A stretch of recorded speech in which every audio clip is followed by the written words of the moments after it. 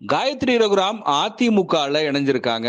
முன்னாள் பாஜக நிர்வாகியும் திரைப்பட நடிகையுமான காயத்ரி ரகுராம் அதிமுக பொதுச் செயலாளர் எடப்பாடி பழனிசாமி முன்னிலையில இன்னைக்கு அதிமுகல இணைஞ்சிருக்காங்க. இதுக்கு முன்னாடி திரைத்துறையில் நடன இயக்குனராக பல படங்கள்லையும், நடிகையாக ஒரு சில படங்கள்லையும் நடிச்சிருந்தாங்க. பாஜகல இணைஞ்ச அவங்க தமிழிசை சவுந்தரராஜன், எல் முருகன், அண்ணாமலை ஆகியோர் காலகட்டத்துல பாஜகவின் பல பொறுப்புகள்ல இருந்தாங்க. கலை மற்றும் கலாச்சார பிரிவினுடைய தலைவரா இருந்த அவங்க அண்ணாமலையோட ஏற்பட்ட கருத்து வேறுபாடு காரணமா பாஜகல இருந்து விலகினாங்க.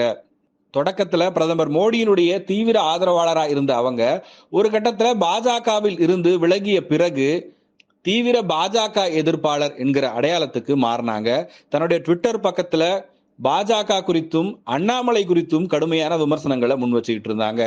பாஜக கூட்டணியிலிருந்து அதிமுக வெளியேறிய பிறகு இப்போ இவங்க அதிமுக இணைஞ்சிருப்பது அரசியல் பார்வையாளர்களை திரும்பி பார்க்க வச்சிருக்கு. காரணம், பாஜகவில் இருந்து வரக்கூடியவர்களை அதிமுகவில் சேர்த்ததுக்கு கூட்டணியில் இருந்தப்ப அண்ணாமலை அதுக்கு கடுமையான எதிர்வினையை தெரிவிச்சிருந்தாரு. ஆனா இப்போ பாஜக எதிர்ப்பு அப்படிங்கிற புள்ளியை நோக்கி நகர்ந்திருக்கிற அதிமுக பாஜகவிலிருந்து விலகிய காயத்ரி ரகுராம அந்த கட்சியில சேர்த்திருப்பதன் மூலமா பாஜக எதிர்ப்பை தீவிரப்படுத்த போகுது அப்படிங்கிற ஒரு பார்வையும் முன்வைக்கப்படுது.